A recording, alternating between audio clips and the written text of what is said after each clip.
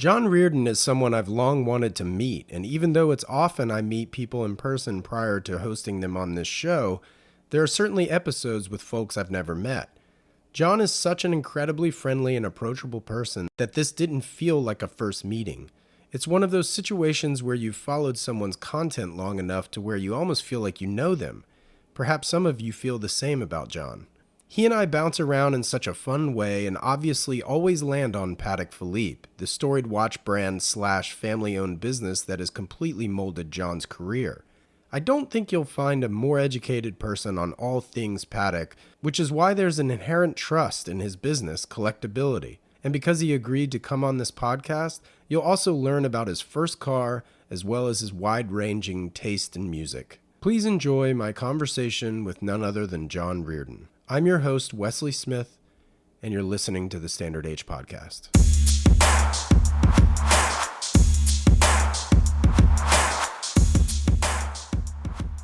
John. Hello, Wesley. Can you hear me? I can, sir. How are you? Hey, nice to meet you. I like the hat. Oh, thanks. I'll have to send you one. I love it. Are you a hat guy? I have ellipse hats that's become like a trademark of collectability. Okay. Yes, I wear those. Okay, got it. I'm not an everyday hat guy. As long as I have some hair, I'm good. It's funny. I don't know if you know Jason Heaton very well, but Oh, yes, of course. he and I were talking, and he's like, your background, Wesley, is a lot more formal. He's like, but you make all this casual wear and such, and you're always wearing a hat. And I'm like, well, that's because usually when I'm talking to folks on my podcast, it's 8 a.m. and I haven't even had coffee or a shower. And so, yeah, so that's kind of where I'm at with why I'm constantly wearing a hat. But, I couldn't help but notice your screen name came up Breguet90. I know. I was just trying to change that. That is a remnant from the mid 1990s. AOL? I was obsessed. Yeah, it was AOL. I was obsessed with Breguet. My personal email is Breguet90 at Verizon. It switched from AOL, and I've kept it all those years. And for some reason, it picked up with my, Zoom world, and I can't shake it. That's hilarious. Well, obviously, this is kind of a big day, right? The new releases of 2024 just came out. I was, Patek not known for their Instagram presence. However, I mean, they were not even on Instagram for ages, right? And then they finally came out with one. They haven't posted any photos of their new stuff on their Instagram this morning. I did go to their website though, just before jumping on here. Have you, obviously you've seen what they've released or no? Yes, yeah, I'm looking at the website now too. Of course, there were some leaks on Instagram, which is really annoying. Yeah, of course. Yeah. And now I'm seeing Patek Philippe's official presentation, and it's fun because some of the pieces are exciting, some of them are no surprise. I think it's a pretty it's not. Have we started the podcast yet? By the way, are we on? Yeah, we're rolling, man. We're good to go. All right. Yeah. I would say the same thing to your listeners, whether we're live or not. It's not the most exciting release. I find the 5330 is incredible, but we already knew about that from the last grand exhibition. At least we knew about the new complication, which is really really impressive with the time zone change. But other than that, no surprise. The piece I'm most pleased to see is the 5738 line 1. Okay. Yeah. I love the ellipse, but it's great to see a mesh-like bracelet come back. Yeah. I was really curious this morning looking on the site because it's the first time I've seen how they handled the clasp, which is a new form of clasp for an ellipse. So that was kind of interesting for me. But I have to say, this isn't the most groundbreaking release I've seen in the last decade. It is what it is. It's the gem set Aquanaut. We've seen things like that before. It's beautiful. It'll be impossible to get. How are we feeling about denim? I mean, that was a bit of a surprise. It's like Patek Philippe's trying to go a little more casual, but yeah, this in a post-COVID world, I guess we could have predicted we'd see denim on a Patek Philippe. Yeah, I like it. I think it's fun. It's an option. People can swap out those straps, no problem. sure. I just need it to be Patek Philippe's playing with color as they have a lot over the last 20 years, and we're seeing the salmons and the blues coming back. So I guess yeah, denim is a logical next step. It seems diamonds are also sort of a trend at the moment. You know, Rolex is doing it. Well, I mean, just precious stones are all across the board, across the board. Seems to be a fairly robust trend. You don't strike me as a very a blingy guy. Are you into it? Not really. I think it's a trend. Um, the brands realize. I mean, it's. I'm not talking about Patek Philippe. I'm just talking generally in the industry. Sure. You put gems on watches, and you could charge anything you want. Something they Yeah. learned from the jewelry industry. So there is a bottom line profitability exercise here. Mm-hmm. Interestingly, on the secondary market, we see a significant bump with factory gems, which is interesting, but I find that to be very trendy. Long term, I'm not advising my clients to buy gem set watches unless they want to wear them and they love them. These people that are buying them to put them away, speculation. I wish them the best of luck. I'm in two minds about the diamond thing because one, the 5170 is one of my favorite watches of all time, and of course the platinum variant came with the diamonds. Did they make that without diamonds, by the way, in platinum? 5170p. I think they Or was it only exclusively with diamonds? yeah, that was made without diamonds. Okay, I guess I always just see the diamond variant of it, but I guess I could have Googled that probably. It just came to me this morning, as we've seen a lot of diamond pieces come out. But the other part, I guess, one thing I want to say is, do you think the secondary market has a bump in pricing for those pieces because so many people do it aftermarket and do it in the quote unquote the cheap way that quote ruins the watch? So these are actually factories, so this is why it's worth more. Do you think that is the reason, or at least plays a part? I think it's a bit the case of the tail wagging the dog. And we saw these like gem set Nautiluses, aftermarket diamonds, and aquanauts, and all of a sudden, people are kind of excited with the aesthetic. Okay. Good enough. I mean, we saw Patek Philippe making it factory, which is fine. I mean, there are people that absolutely love those. Yeah. Going back to the 5170p, they didn't make it with diamonds on the bezel, it was diamonds on the dial. The indices, yeah. Yes. And with Patek Philippe, you don't see too many aftermarket dials like you see in the Rolex world or even AP. Yeah. But I have seen, of course, aftermarket gem set bezels and cases and bracelets, which is horrifying because you could spot it a mile away. Oh, for sure. Yeah. Well, okay, I wasn't going to ask you this. Well, I wasn't going to put this on record because I selfishly want to ask this question to you. But screw it. Let's let the audience hear it. All right. Okay, so I have a white dial dress watch that I wear when I dress up. It's a Cartier Tank Louis. I love it, right? What I don't have is a black dial dress watch. And I had previously owned a Kudoke 2, which is like a day-night indicator independent watch from Germany, and it's super cool. It's thick, so the shirt cuff gets in the way, kind of thing. If I wanted to do a black dial, and this could be vintage or modern, by the way, black dial, two hand or three hand, fine. Sub-seconds could work. What Patek would you recommend me going with? Which isn't, $1 million. Yeah. I've listened to some of your podcasts, so I know your personality a bit. And now I'm Okay. like meeting you on Zoom, and I can tell you, you need a 5028G. Okay, I don't know what that watch is. So it's a white gold 1990s ellipse with a black dial with eccentric seconds. So they're not centered right at 6 o'clock with a Ah. 240 for automatic. And I find it to be the most sporty, for lack of a better term.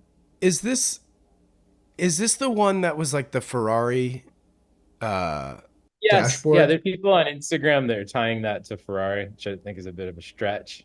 Okay, so I just don't know that watch by reference number. I know exactly the watch you're talking about. And that I was talking to Stephen Pulverant about that watch about as a contender for me. That's funny. Because my second and third choice would be for you, would be a 5,000 Calatrava or a 5026 Calatrava, which is the same 240 caliber with the eccentric sub-seconds, black Okay. dial, Okay. um, in white metal. And I think that would be a really cool watch. How much are those right now?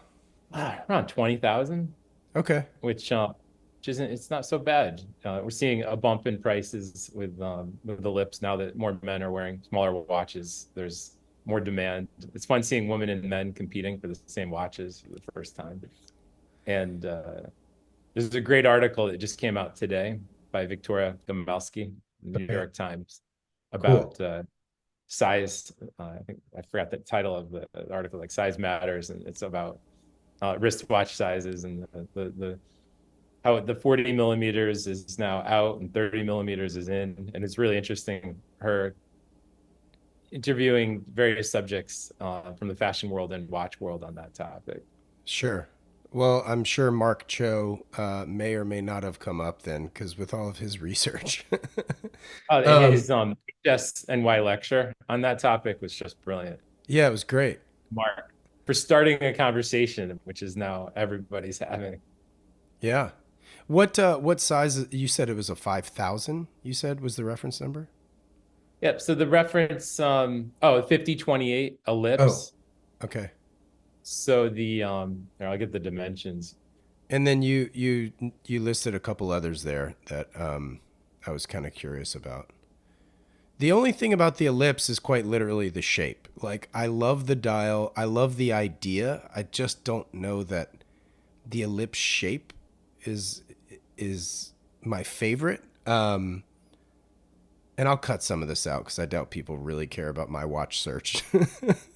I think people really have a strong opinion whether they love the ellipse or not. But Yeah. I went through the same thing with the Nautilus 20 years ago. Hmm. I had people complaining to me about the Nautilus and the whole Genta aesthetic is being dated, and I have to say they were proven wrong.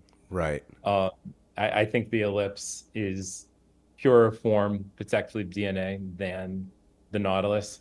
Yes, it is an acquired taste, Sure. but it's a look that's recognizable. It's not overstated, and it's beautiful. But you have to like it. Some people just want a round watch. Well, who knows? I might try it on and love it. You know what I mean? I've never tried one on. And the other nice thing about the ellipse is, okay, the size is 31 by 36 Okay. millimeters. Okay. When you put on something that's it's like a rectangular watch, or in this case, an elliptical shaped watch, it fits a lot bigger on the wrist. Yes. So it's more 36 than it is 31. It's Sure. quite comfortable too. Yeah. When the other watches we were talking about, I'd recommend a 5,000, like another classic 1990s reference, and those are 34 millimeters. Okay. So yes, you have to be used to wearing a smaller watch going that direction, but there are plenty of options and pieces inspired by that going through time. Yeah. The last 5-10 years, which are much larger in the high 30s. Yeah. Depends what you like. I have a 6 3/4 wrist. I don't mind a smaller watch. Like I love a 36 millimeter watch. I've tried on some 35s that wear a little larger, and those were great. And I've also tried on some vintage Rolex that were 34, I believe. Um, and I think that's literally the bottom, marker for me. I think 34 would be fine, especially in a dress piece. You know what I mean? Like that's totally cool. I think anything smaller than that, it gets a little tiny. Yeah. With a dress piece, going ultra thin or going a smaller size, Yeah. it It's easy, especially if you're wearing French cuffs. It's Sure. Oh yeah. preferred. Yeah. What do you think Paddock used to do well that they no longer do well? And what do you think they do well that was a nice change? Well, what a great question. So what did they do? What did they do well in the past that they don't do? It's a bit of a taboo topic, but I think in the past, the brand was truly built on, especially in particular in the United States, with relationships with family-run jewelry stores. And I say jewelry stores for a reason. They weren't watch stores. I mean, going back into the American history of distribution, it was these, many cases, 19th century jewelry stores that happened to sell watches, and these are the companies that built Patek Philippe in the United States and arguably around the world. I mean, there are still some left, of course. A buyer in Switzerland is the ultimate example of this long-term relationship. But in the U.S., many of these traditional retailers have been closed recently. And I guess from a historian's perspective, from a historical perspective, it's really upsetting to see some of these names that I associate with Patek Philippe to be Hmm. just gone. That relationship is over. Um, so today I just don't see Patek Philippe having that same distribution model as they done in the past. But I understand it's a kind of a romantic idea. You can't have every family jeweler in every local town selling Patek Philippe. And Sure. now they have in the United States, maybe, gosh, it's less than 40 points of sale in the US. Where when I worked at Patek Philippe 20, 25 years ago, there was 138 points of sale. So Wow. that's a fundamental shift in distribution where they're going big with a smaller amount of larger partners. That said, I do love how some of the family stores, which are jewelry and watch stores now, are still part of the Patek Philippe universe, Yeah. especially around the world. Like look at Siddiqui in the UAE and what they're doing, for example. I mean, that is for me like the ideal relationship with yes, it's a multinational, but it's a family-run company, and you're speaking to someone, the last name Siddiqui, when decisions are being made about Patek Philippe. So, Yeah. That's I cool. don't know if I answered your question, but that's the first thing that comes to mind. Is it's just given such a seismic shift over the last literally 2 years Yeah. with their distribution strategy. I get it. I understand it from their perspective, but I'd like to just give it's just a shout out of historical appreciation for these families that have literally built Patek Philippe around the world.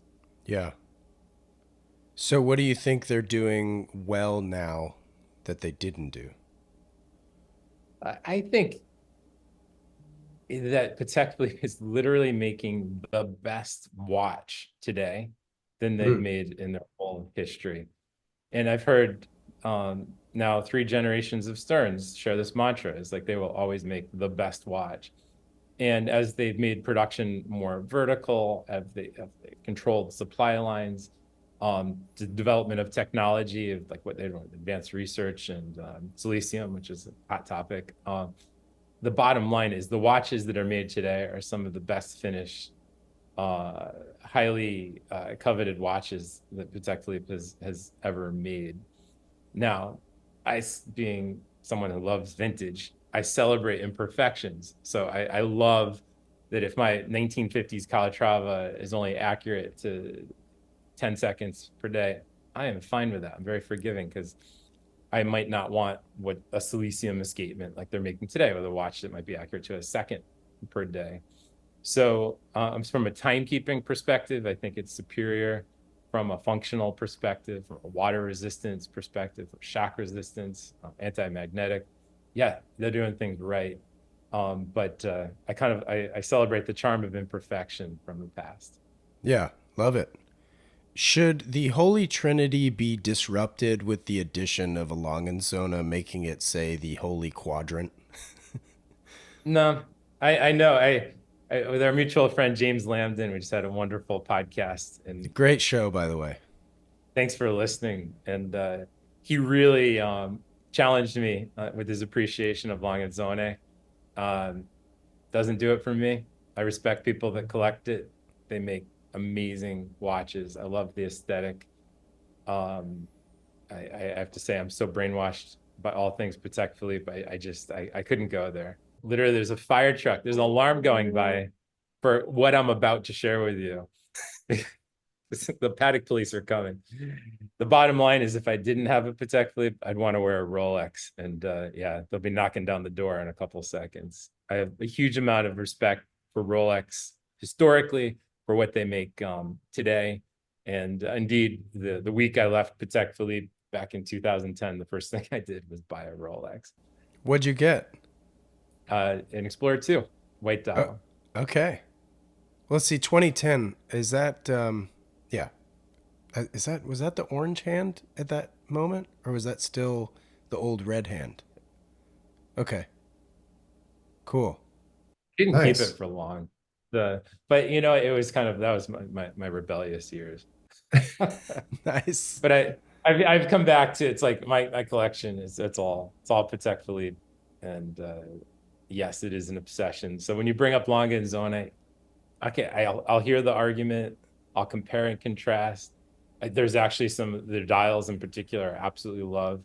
Their chronographs actually work.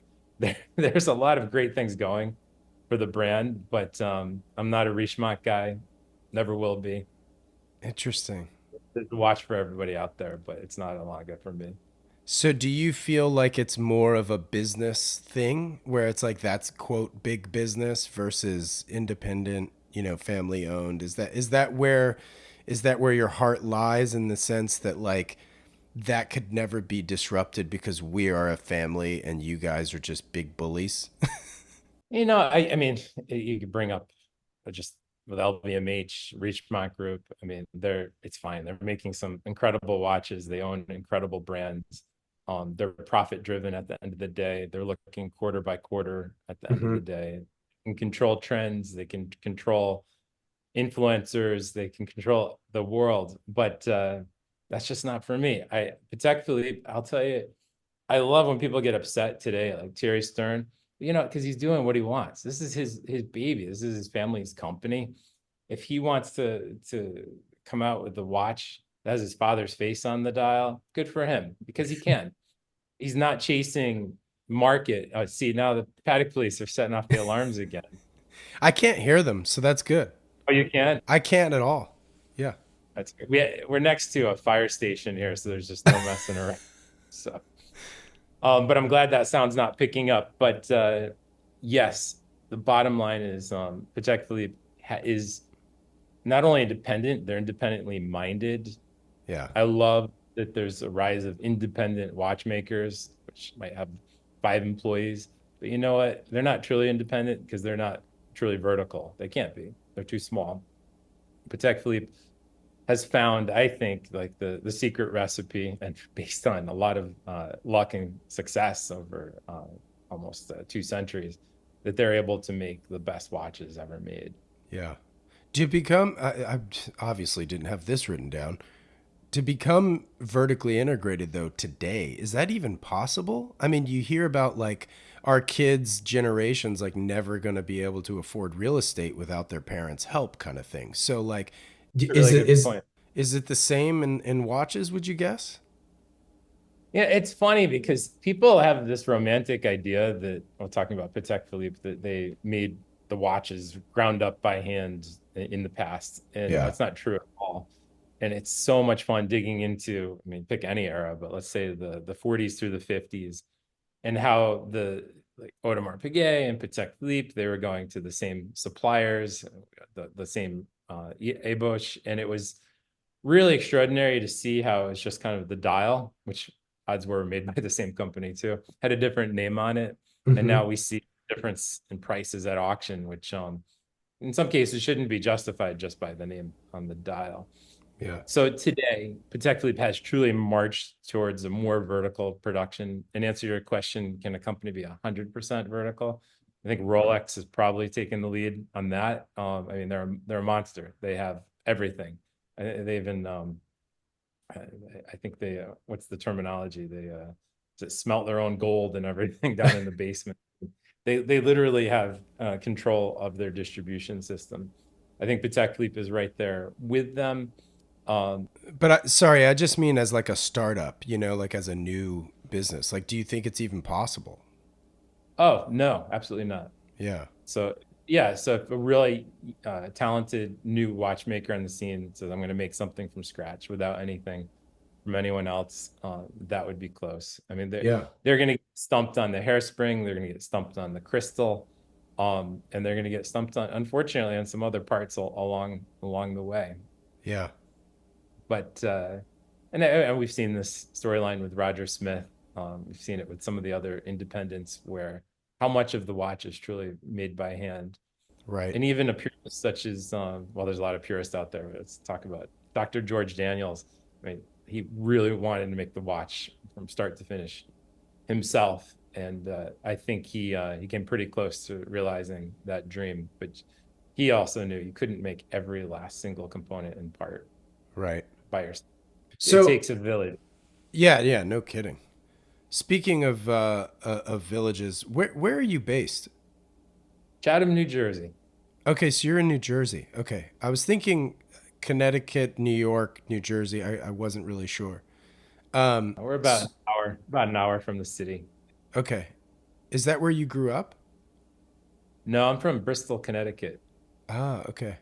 2 hours from here, but moved to New Jersey. Gosh, we left the city like 22 years ago, and it's been an amazing place to live. So I can't complain about New Jersey. And you're Now, in California, I am. I live in Carlsbad, which is just north of San Diego, about 25 miles. the home of Legoland. It's 7 minutes from my house. Yeah. What? Do you have kids? Yes, yeah, they're getting How older old? now, but when they were little, we went out and stayed. You probably know there's a hotel right across the street in Carlsbad from Yeah. Legoland. We had a great time. And then there's the golf course next to that, which I play from time to time. You have a placard behind you from Place Vendôme in Paris. I see.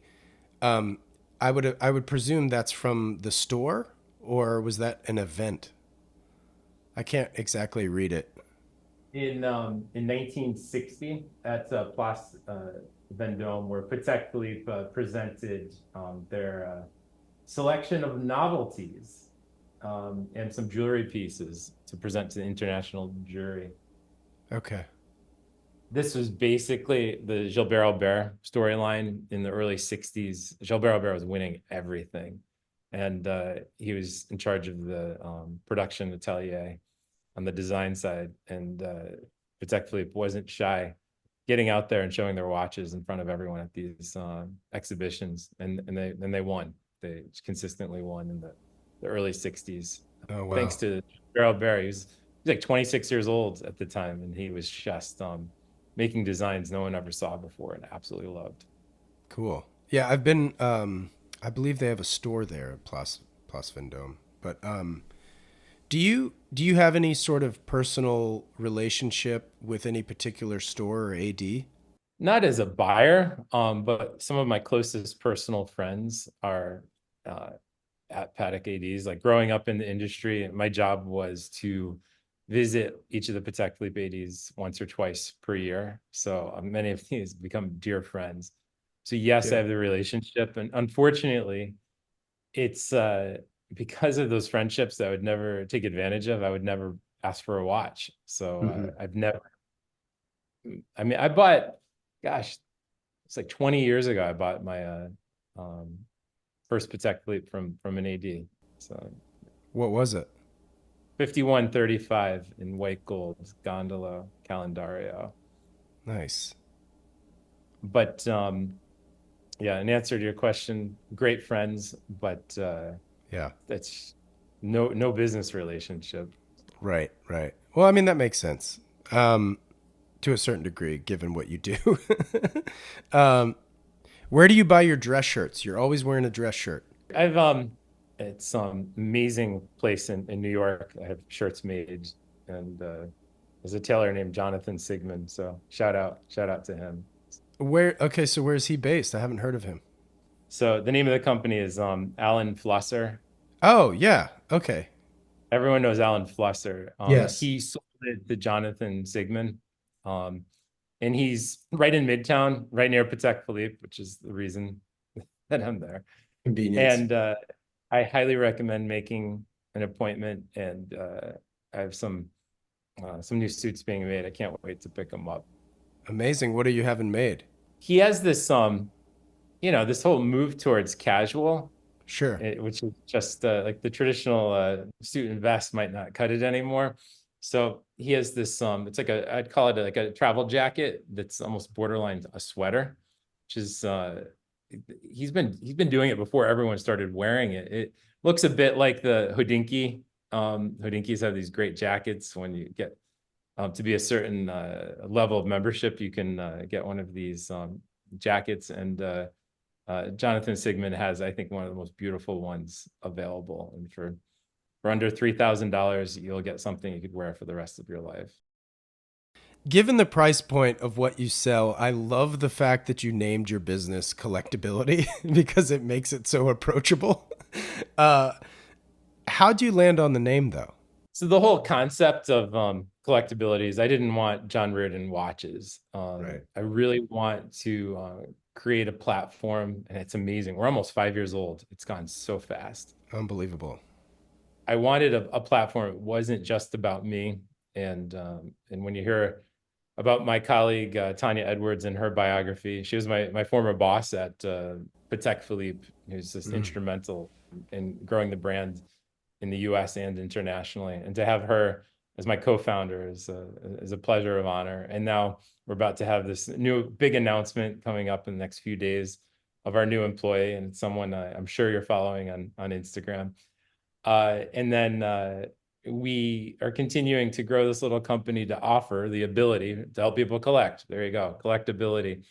It was a real fun branding challenge going back 5.5 years, what to name the company. And this we landed on this name, and I was able to buy the rights and the URL and the trademark, and Yeah. off to the races. Because the idea is that, and I love that you said it's so approachable. Patek Philippe, so many people are scared of it. I hear it all the time, especially younger collectors are like, yeah, it's an old man's watch, or it's not something I'm really interested in looking into, and I can't get into. I can't afford it. Simple as that. Right. The beauty of Patek Philippe and what we're trying to educate people is you could buy something amazing for under $5,000 that says Patek Philippe on the dial. Something incredible under $10,000 that says Patek Philippe under the dial. And frankly, if you sell it tomorrow, odds are it's going to be worth what you just paid or more. And that is true collectability. We don't play the speculation market. We are all about education and let people make their own decisions. But when people understand the history, the design, the mechanics, the supply, and then historical demand, like all of this comes together to make intelligent buying choices. Yeah. So yeah, yes, we're an online retailer. I mean, not hiding that at all. We're here to sell Patek Philippe watches. We're here to buy Patek Philippe watches. But we also advise many of the top collectors in the world and many of the future top collectors in the world, even if that's someone just buying their first watch. Not a week goes by where someone buys their first Patek Philippe from us. And I mean, what an honor to be in that position to start someone's journey buying their first watch. Yeah, totally. And the cool thing too that you offer is again the ability, right? Because like if you were to walk into an AD tomorrow and say like I want this watch, like the chances are fairly good that you won't be able to buy it, right? And especially if you're like someone like myself, right? I'm a serious watch nut. That AD doesn't know me from Adam because I don't own a Patek. I never have. Always wanted one, haven't been able to afford one. Now, let's say I make some moves, consolidate, got some cash on hand, yada yada yada. But still, what's the cheapest one they sell? The Aquanaut, right? Like or something like that. And that's almost $30,000, you know? So it's like these are not peanuts we're talking about. So like you're offering things that get you in the door that people are going to want, they should want, they're amazing, right? I mean, it's a Patek, you know?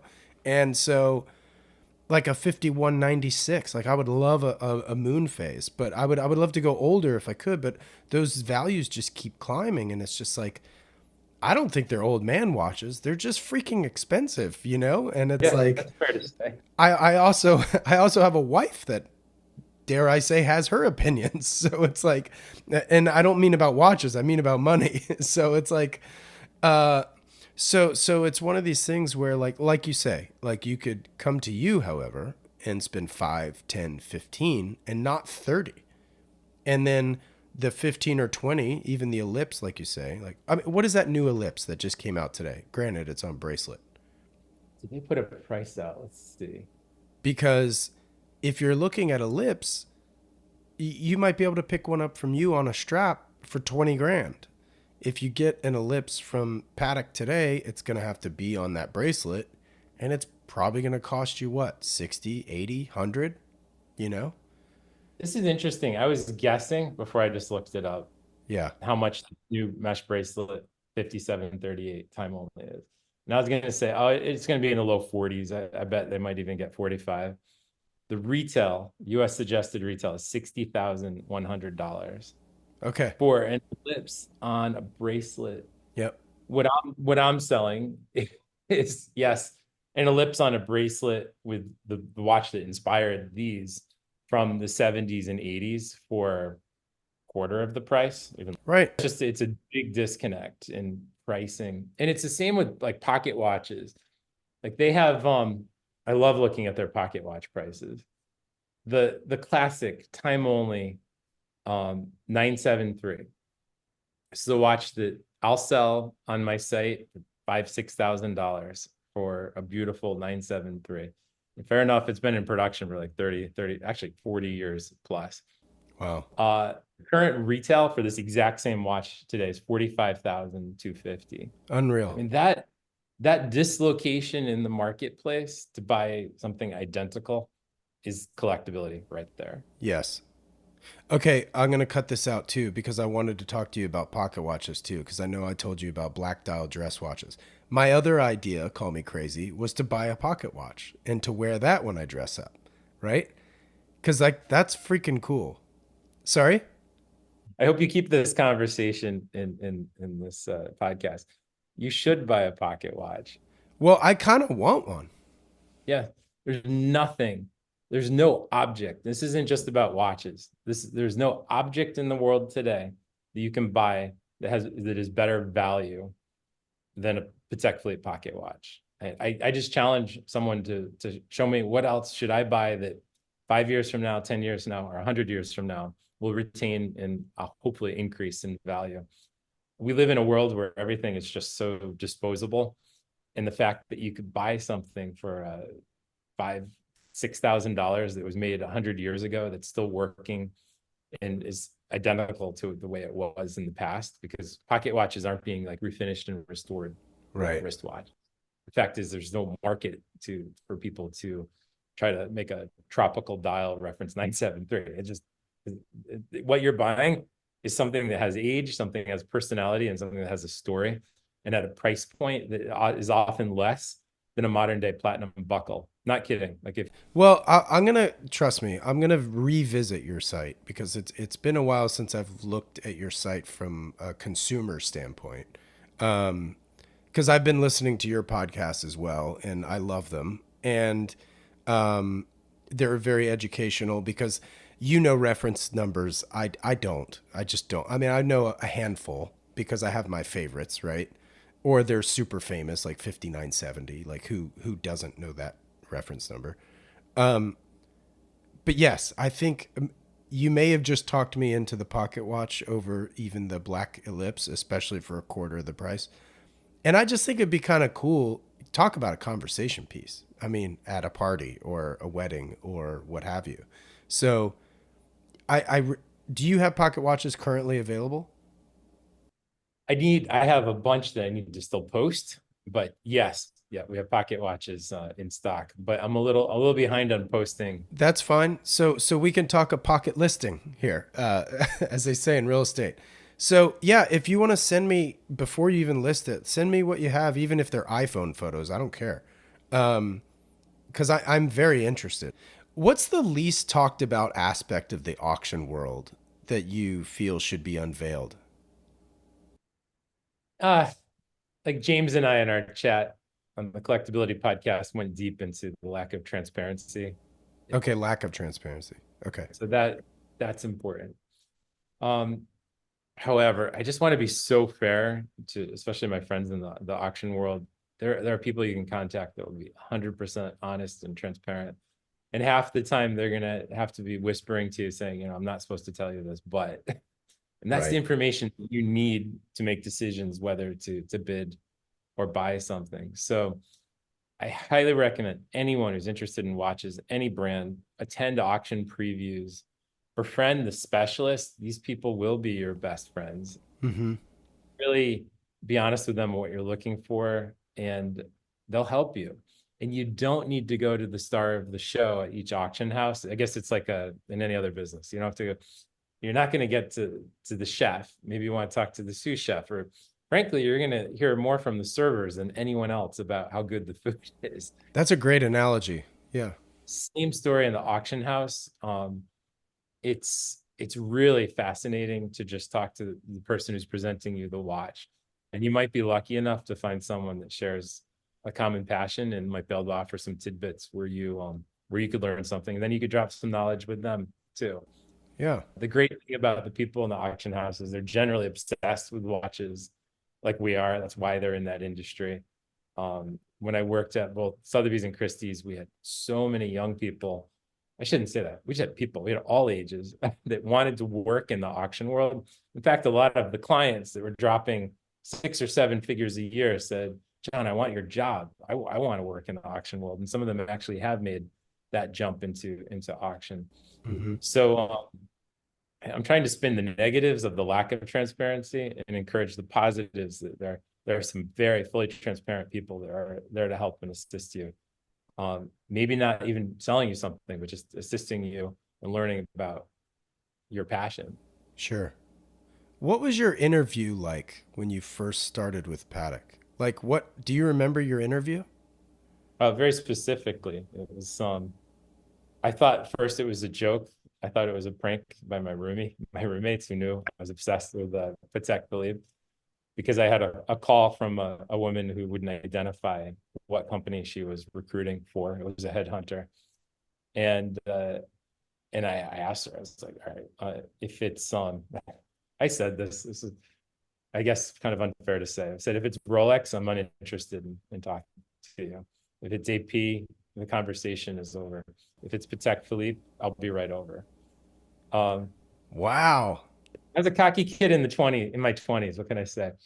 And she said, yes, it is indeed Patek Philippe. And then I still thought it was a joke. And then I met her at this very posh bar in New York. And it was just, I was like out of a movie. And then she told me about the job. And then eventually she introduced me to go through an endless series of interviews. Yeah. So Patek Philippe, including with my now co-founder, Tanya Edwards. That's when we it wasn't the first time we met. It was the first time I connected officially under a Patek Philippe roof. So it's fun to see how kind of history repeats itself. And that interview process, I'll never forget it. I think it was like 6 to 8 months of just back and forth. I guess I didn't impress them. I had to really fight for this one. Right. And it was a dream come true. So, what was your title, your very first title there? That was funny. That was one of my first questions. And the answer is they didn't have titles at that point. Okay. There was the president at that point, Hank Edelman, and there were the vice presidents at that point, Tanya Edwards and Larry Pettinelli. No one else had any titles. It was just the rest of us. And there was less, I think it was like 48 people at that time covering the US. So this is sales distribution and service for the United States at the Henry Stern Watch Agency. Wow. What my role was sales and training. So at that point, there was two of us. It was Kevin Unger, who's still there. He was a wonderful gentleman, and myself, who covered the U.S., visiting all of the retailers, and balancing inventory. Imagine going in and trying to sell a retailer an Aquanaut and they said no to you, to your face. That happened. Sure. It's a different time. And it was really interesting because I felt like I was at the ninth inning of the industry in terms of the old school way of doing business, where a sales rep would literally come in and try to sell the store inventory and try to keep them at that point to a minimum of 15 Patek Philippe watches in the case. And there were so many retailers that had 7 or 8 watches, and you were just fighting for them to get up to 15.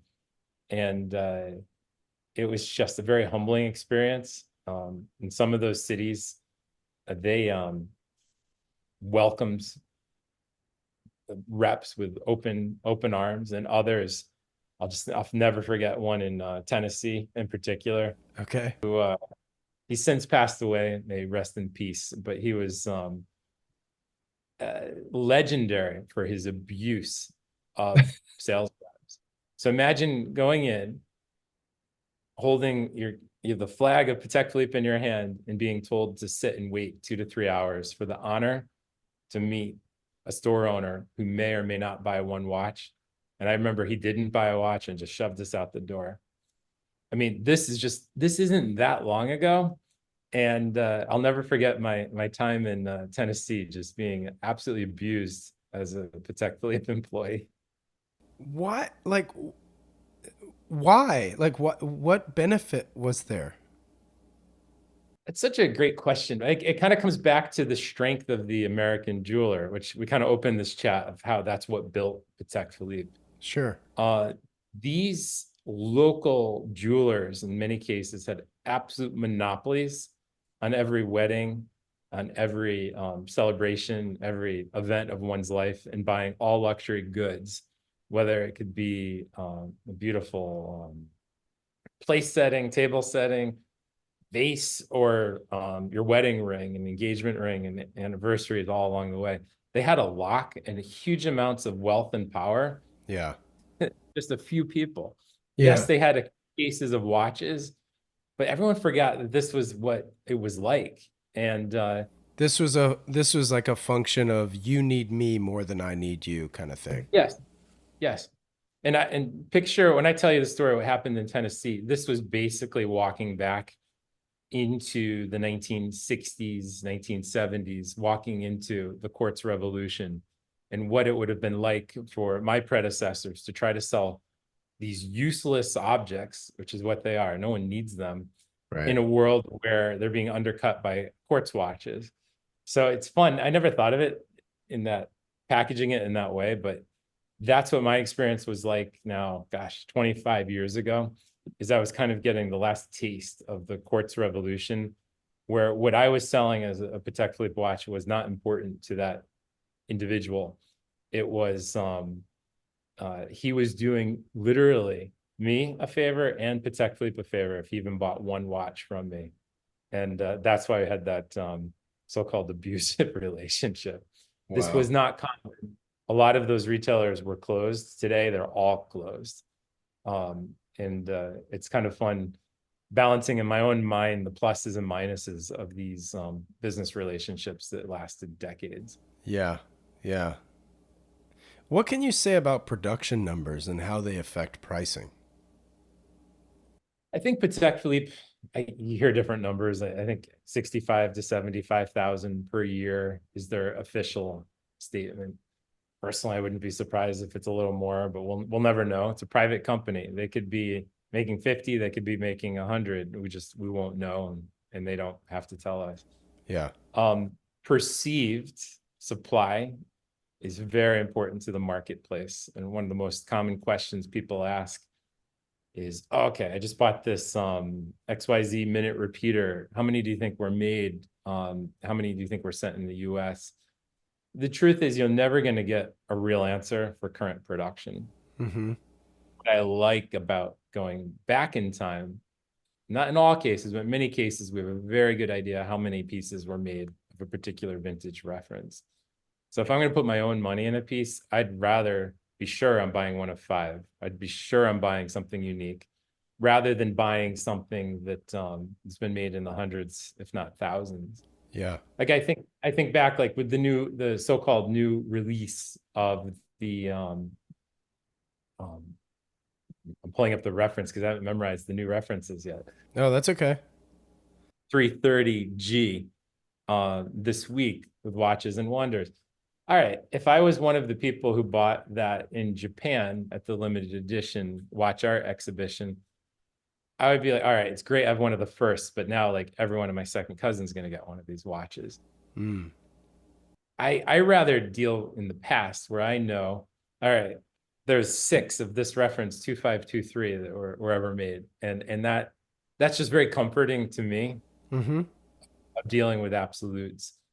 Um, but it comes back to this: no one should be buying watches to make money. It's Mm-hmm. okay. Those of us that are dealers, that's what we do, and we make mistakes all the time. I Mm-hmm. buy watches, sell them for less than I paid because I was wrong. In some cases, I'm right. In some cases, you hold for years. So if I'm doing this as my livelihood, and you as a collector, I'm talking you and generally are trying to like game the market, you're not going to be ahead of the curve. I mean, it's I'm amazed by the number of people who are buying it solely for profit-driven reasons, and those Sure. are the people that tend to lose whenever there's a downturn. Yeah. Well, this might piggyback on that because my next question was like, in your 2+ decades of dealing with Paddock, like, how has the clientele changed, if at all? You know, it's funny. Like in some cases, there's some clients who I wouldn't even dare call clients, just friends Right. I've known for 20, 25 years. Mm-hmm. And I was just in California, as you know, last week in LA having dinner with one of these dear friends who's a longtime collector. We were just talking about bidding against each other in the 1990s on eBay, buying various Patek Philippe items. And it was Wow. just so much fun going back in time. And he remembered my Breguet 90 username on eBay too. Wow. Friend here. And it's just so fun to have these long-term friendships. And there are people in the trade much older than I am that have got back 40, 50, 60 years with friends. And those relationships are very sacred. So how have collectors changed? In some cases, like this gentleman, they haven't changed at all. We're both complete Patek nerds and will be to the day we die. Right. However, there's been a lot of new blood. We'll talk about COVID boom. All of a sudden, there's a lot of people who just never even considered buying a Patek Philippe, never mind buying a watch. And that was really interesting. Being positioned as an educator online, and Collectability was really trying to reach out to these individuals who had the time Mm-hmm. and money while they're sitting at home to buy possibly their first mechanical watch. So it wasn't Mm-hmm. just selling a first Patek Philippe. It's just their first mechanical watch. They might have just had an Apple Watch before. Right. That is that's new blood. Many of those individuals, and it's men and women, are still very active buying, and that's a welcome sight because every market needs to have new people coming into it. And Sure. I've never seen such growth. It's year upon year. It just keeps growing and growing with more interested parties. When I started out, and I told my folks back in the early 90s I wanted a career in watches, they thought I was just crazy. Like there's just no one doing it. It was a very unlikely scenario at that point in time. And now there's people trying to get into the business left, right, and center. Yeah. And hey, I'm going to use this as a public service announcement. I'm trying to hire someone new. We have a rainmaker new person starting with us in a few days, as I mentioned earlier. And that person's role is going to be particularly essentially a curator, a personal curator in building your collection. Wow. The next person I'm trying to hire and I'm really looking for is someone who's just wants to break into the industry. And literally the title is personal assistant, and you're going to learn about this industry inside out and all things Patek Philippe. And I'll tell you, it's hard to find people that want to work these days. And it's in a physical office here in New Jersey. It's not online. You cannot commute from Southeast Asia, which I've had a lot of people ask. It's a New Jersey commitment, and you will learn everything about Patek Philippe. Amazing. I actually have a friend who lives in New Jersey that might be interested in that role. All right, put us in contact, please. So, and I don't expect a finder's fee, John. It's fine. We'll get you a collectability ellipse cap. Yeah, a new hat. I love it. I love it. Okay, so you've mentioned Rolex before. Outside of Patek, though, like what are you curious about? Oh gosh, I ton of respect for the independent watchmakers. Like a dream watch for me is the new Frodsham chronometer. Um, I I love that watch. I'd like to say I had a chance to buy one when it was coming out, but I think at that point it was 60, $70,000, and it just couldn't. I mean, we all get in that department. You just can't do it. Yeah, But so there are some independent makers that really capture my heart, and they're the ones that have a real history and real story to tell. So I keep an eye on what's out there and what's new. Um, I admit I get more excited about fresh to market vintage discoveries, even if it's from another maker. Um, if I'm just looking at, I just have the catalog here, the Monaco Legend sale, Davide Parmigiani's auction in Monaco, which is coming right up, and there are just so many pieces in that auction that just capture my heart. So there's always a new discovery, and there's always new excitement. And for me, it's not necessarily with what's coming out in Watches and Wonders. hmm I'll look at it, I appreciate it, but I'll spend special attention to what's new with Patek Philippe. But what's new from everyone else really doesn't do much for me personally. I sure. really respect others. They're completely excited about it. Yeah, there's something for everyone out there. Yeah. Okay, so if you were to narrow down your collection to two watches that were Patek, what is the perfect two watch collection in Patek?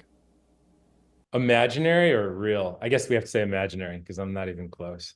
So, Well, go both. Whatever you want to choose. uh, I like objects that tell a story. And interestingly, I have two Patek Philippe objects in my personal collection that for me are just so near and dear to my heart because it's part of my journey. Mm-hmm.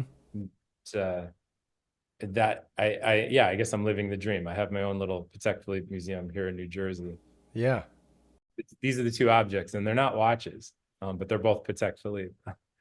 The first is a copy of Adrian Philippe, from Patek Philippe. He wrote a book in the mid 19th century called The Keyless Watch, and I have a first edition copy of that, Wow. which is signed not by, unfortunately, Adrian Philippe, but even better in my opinion, it's signed by Henry Stern, and he presented this to my friend and mentor when I started off as a high school kid volunteering at a local museum, a gentleman named Dana Blackwell. And Henry Stern wrote a presentation to Dana Blackwell of this book. And then before Dana passed away, he did a presentation where he wrote best wishes and dedicated the book to me. Wow. It's this leather-bound book from the 19th century, which the fact that Henry Stern had it in his hand, Adrian Philippe published it, and then Dana Blackwell, who is just, for me, one of the most wonderful human beings ever lived. And then it's mine. I mean, this is a treasure I'll keep forever. And Sure. literally, if someone offered me a steel 1518 for it, I would laugh at them. Wow. That's how important that book is to me. The Wow. second thing, which frankly I would sell, but arguably has equal historic importance, is I have a box that was contained a watch made for Henry Graves Jr., the greatest Patek Philippe collector of all time, and of course the owner of the Super Complication. Yep. He we all know the story of the Super Complication. It sold for 24 million last, and hopefully we'll see it again someday. But Henry Graves also had another, we call it the Mystery Complicated watch, and no one's ever found that watch. We don't know where it is. but I have the box for it. Wow. Beautiful inlaid wooden box, particularly, of course, and then it has a mother of pearl inlaid um, uh, with the etching of Esse Convidere and Henry Graves' coat of arms. So I just dream of the day that watch will surface and I'll find that person. I have the box and we'll make a deal. Hopefully, I'm the one buying the watch, not selling the box. Sure. Like those two objects to me, I have them. Like I'm living the dream. And look, they don't even tell watches, but they're Right. not even watches, they tell a story. Um, if I had, and this is unfair, if I not only all the money in the world, but just say I could have any watch in the world, Okay. I would want two pieces, and they're both in the Patek Philippe Museum. So we're in Fantasyland. One is a watch that I personally discovered, by the way, because everyone else knew it was there, but I never realized it exists. So I discovered personally that there's a pocket watch ellipse that has that's musical, and actually it's musical of Grand and Petite Sonnerie. So it strikes and tells you the quarters through music with a skeletonized dial. So it's a complicated ellipse that's at the Patek Philippe Museum, and I've heard the music that this watch can play, and that to me is a watch that is a dream true. Only one was made. It was a prototype, 1979, and the only place you could see it is the Patek Philippe Museum. We've all walked by it 100 times, but once you realize what you're looking at, it's musical.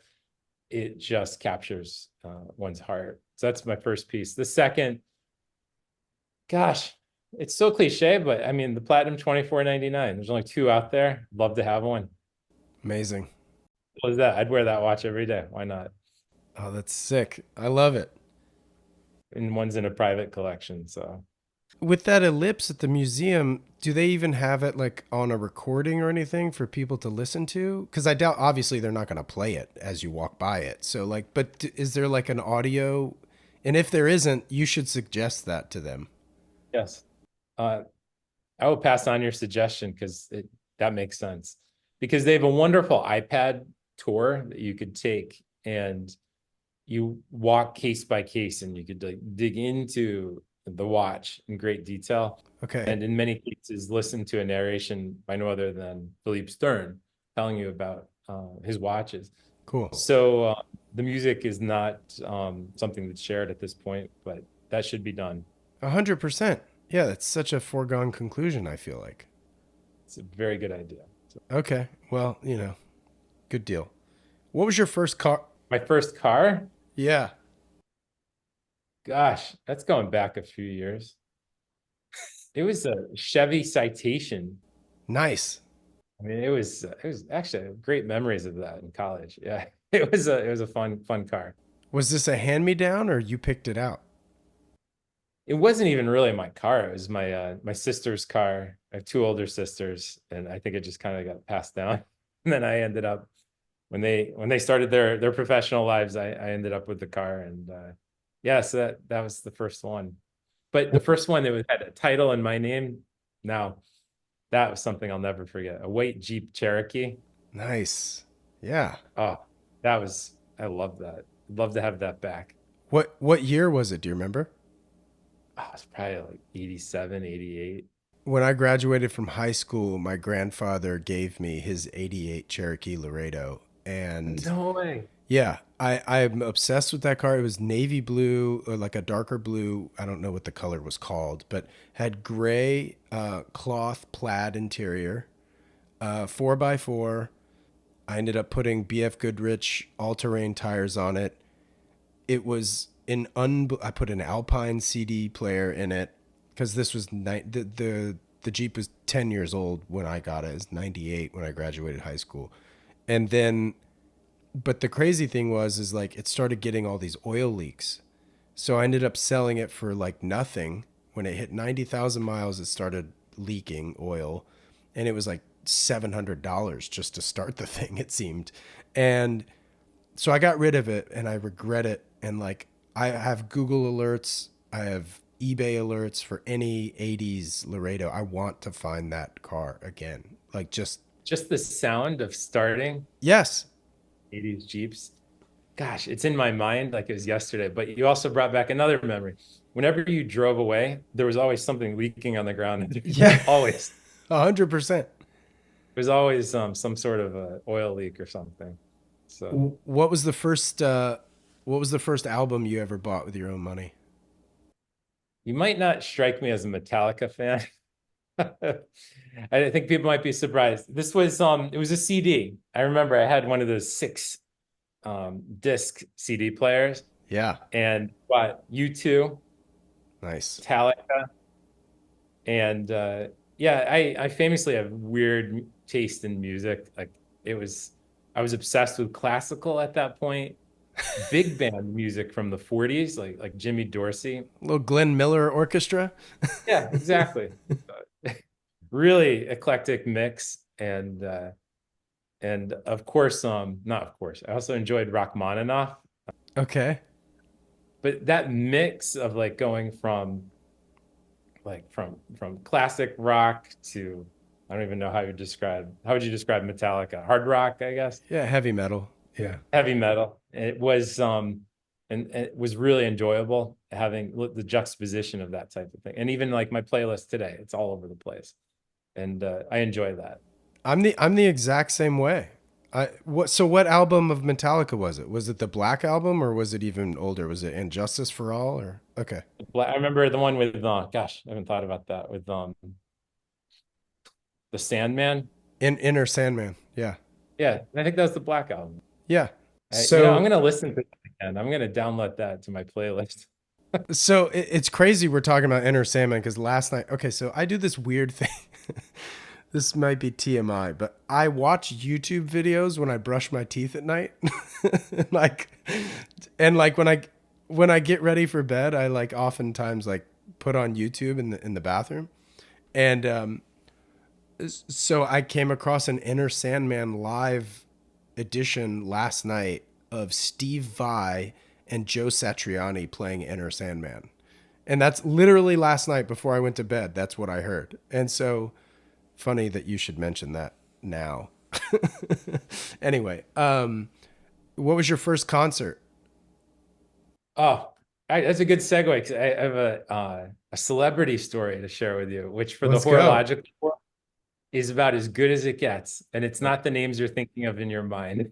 So, last Monday night when I was in LA with my daughter, and we went to a concert, the iHeartRadio Music Awards Nice. at the Dolby Theater, which is like where the Academy Awards are and everything. Yeah. It was a great show. Like, yeah, it was like everybody in the music world was there. And at the end of it, we had great seats. So we're like really close to a lot of the celebrities. I had my chance. I was like 4 feet away from Flavor Flav.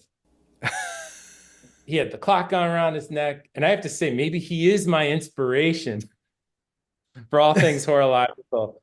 And I started moving towards him. I was just going to introduce myself. He probably would have like, who's this weirdo? And my daughter, she told me she's like, stop, you're embarrassing me. Oh no. So I didn't go up. Because she was there. She could have taken the picture. And yeah, I mean, that brought back some memories for me. Also on my playlist. But that's my celebrity horological music story. So Oh man, that's crazy. What was first yeah, first concert. Yeah. I was growing up in Bristol, Connecticut. We have a place called Lake Compounds, which is this ancient amusement park. But in the 90s, it had every top concert act was there. It was and I say that my next sentence is embarrassing. We had people like New Kids on the Block. No, we had Belinda Carlisle. Oh, that was a great one. Nice. We had Tiffany, Oh my gosh, not to Tiffany. mention Debbie Gibson. I mean, it just makes my heart melt. It was Blue, I think was her first album, right? Debbie Gibson Blue? Blue. I'm impressed. So I had that album. I'm older than I look. yeah, I want to ask how old are you? Are you in your 40s or Yeah, I'll be 45 this year. All right. Yeah. So you caught all that, the greatest music out. And I have an older brother who's 4 years older, so I like got the trickle down thing. So like Beastie Boys, License to Ill, way too young to be listening to that, but I had it in the house, you know. What, John? How old are you? Do you mind me asking? Just about to turn 50. I was gonna say you seem like you'd be 48 ish, I'll take it. At this point, if it starts with a four, just based on the conversation, not aesthetically, my man. just the music. All You look great. You look great. thank you. The early concerts were just I have such great memories of being in this outdoor amphitheater, and you'd buy a season pass. It cost Yeah. like nothing. Oh wow. $100, and then every weekend you go to see this A-list. And then I was so excited. We had Aerosmith was scheduled to play. Heck yeah. It was canceled, yeah, last second. Oh no. That would have been a lot of fun. So, What's an experience that shaped the way you are that few people know about? gosh, now I feel like I'm talking to a therapist. So, Welcome to the Standard Age podcast. yeah, exactly. It involves a Volkswagen and my wife. Should I stop right there? No. Here's the story. Not what you expect. So before we were married, uh, my wife, I mean, I shared this story elsewhere, but it's kind of fun that she worked at Christie's while I was at Sotheby's. Okay.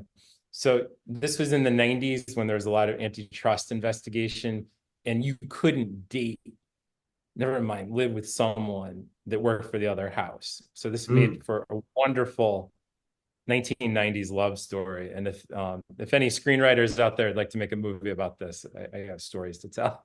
So long story short is when I was investigating the Henry Graves watch, this is before the internet actually had a lot of information. And this is actually, we're going back to 1997. This is before the super complication came up. There were two Graves watches that appeared on the market in 1997. At that point in time, no one knew who Henry Graves was. It was a complete mystery to the world. It was just, we just knew Wow. the watch. So my wife and I, at that point, we were living in the city, and no, sorry, at that point, girlfriend. This is before we were married. Sure. So it was right after the VW Beetle, the new ones, Oh yeah. and I was like, I just really want to get one of those. So we rented one and went on a road trip, which and answer your question, this helped shape my life in a way. Mm-hmm. Not only did I become closer to my girlfriend, then soon married afterwards, we had like an intellectual journey together, trying to retrace anything we could about Henry Graves. So we went to New Jersey, was the first stop, because he was actually from Orange, New Jersey. We tried to find where his house was, and we went to local libraries, which is a concept not familiar to many of your younger listeners, to actually find information going through microfiche, which you might have to look that one up on Wow. Wikipedia for some people. The Dewey Decimal System. Yeah, exactly. We had to use Dewey Decimal. Then we drove up towards Sleepy Hollow, New York, and that whole area, which is where Graves lived many years. And then, of course, out to Rhode Island, where his grandson lived in Watch Hill, Rhode Island. So it was a road trip. In my mind, it took days. It's probably a couple days, where I found like the greatest intellectual pleasure in life is sometimes like researching like a treasure hunt, a story that hasn't been told. Maybe I Wow. should have been a journalist or a historian, but I felt like that weekend it was we're doing both. And to do that with my life partner now, it was I really think that that changed not only me, it changed us. And to this day, if she finds something like incredible information, or I do as we're researching, we share it, and it's I think it's just kind of a beautiful story, and that's what life's all about. That's incredible. So what is she doing now? Does she still work? She's very involved with Collectability. I'm Okay, happy to say. I'm cool. trying to convince her because we're about to do a photo shoot with our new employees, and it'll be interesting if I could convince my wife to actually go public the work that she does To for pose, yeah. Collectability. So I'm going to encourage her, and the fact that I shared that with you is now it's kind of pressure. Now she has to. Yeah, it's on the record. Sorry. Yeah, exactly. It's out there. And she is one of the first female writers on Hodinkee, if not the first. I have to fact check that. Oh, no way.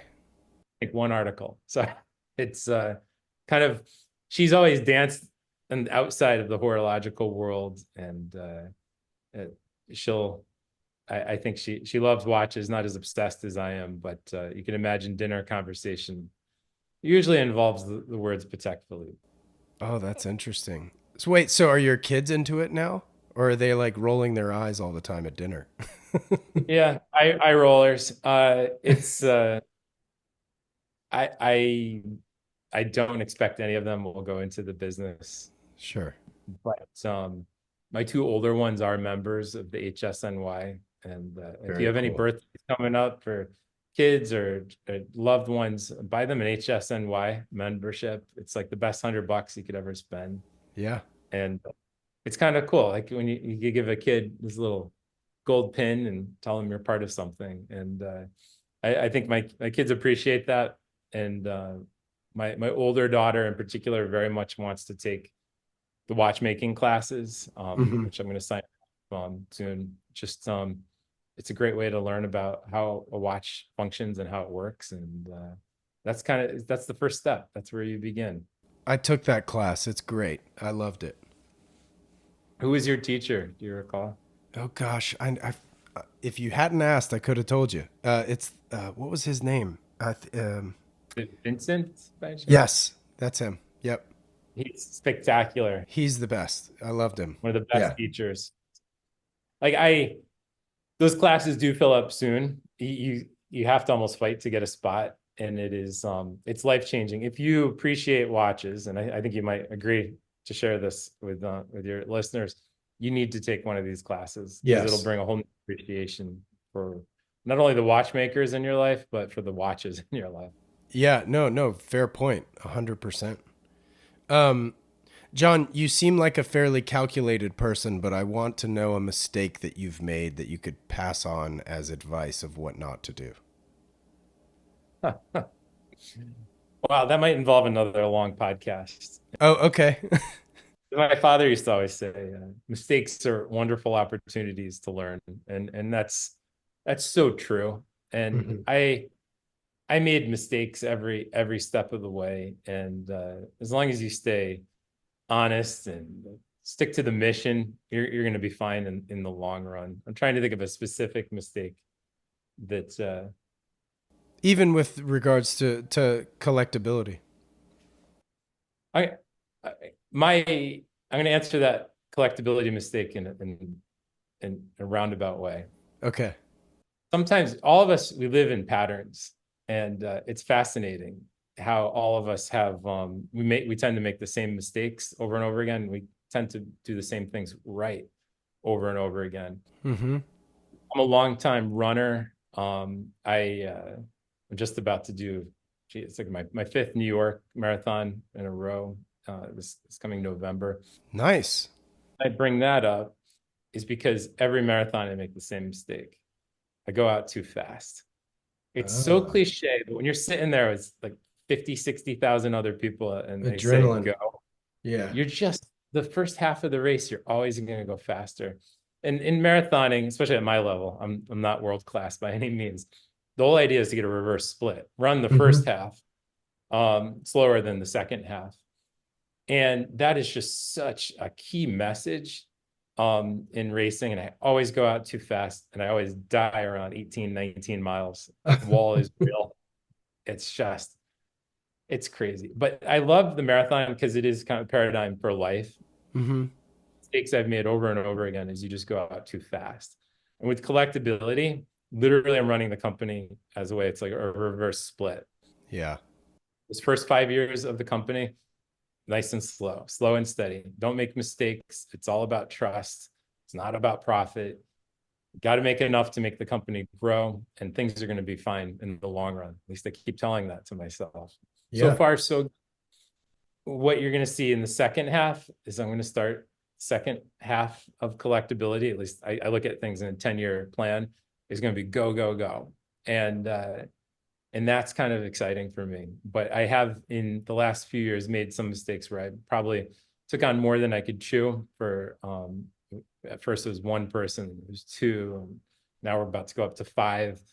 You've got to grow slowly. And I've seen so many other companies and other watch dealers in particular, even watch brands, that have just gone out too fast, and they've lost trust, or they've run into production or supply problems.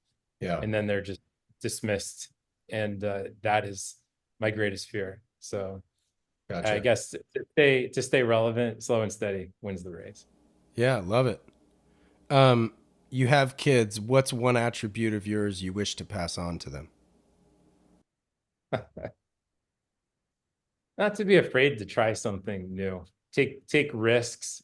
I look back, I don't know, now that I'm almost 50, I guess I could say things like this. I was like, I look back and experiences of my life. It's the time where I was most uncomfortable, where I was doing something I really should not have been doing, in the sense that it was like above my skill set. That helped push me into a new zone. And that is the one skill set I encourage them all, is to just don't be afraid to try something different. It's exciting to oh, that's nice. You could lose out on a lot in life if you just decide not to give it a go. Try something new. It could be a new sport, could be a new job, new career. You have to create your own opportunities. It's very rare cases where others are creating opportunities for you. Amazing. Listen, John, this was great, man. I can't thank you enough for your time. If you'd like to share how people can follow you, where can they find you? Absolutely. So collectability.com to see our site, and please sign up for our newsletter. If you like podcasts and videos, we have an educational channel on YouTube, which is just called Collectability, and also on Instagram. You can follow us at Collectability LLC. John, thanks so much, man. It's great to finally meet you. I hope to meet up in person at some point. I'd look forward to it. Thank you so much for your thoughtful questions. It was great fun, and hope to meet you soon in person. Awesome. Well, I'm going to hop over to your site and look at some stuff. All right. We'll see you. This wraps up this episode of the Standard H podcast. If you like what you heard, I'd love it if you'd share it with a friend or two. And if you have a moment, please rate and review the show, as it helps others discover these episodes. It absolutely helps far more than you realize. Shout out to Jensen Reed and Super Beautiful for the theme track. Thank you so much for listening, and I'll catch you in the next one. Take care.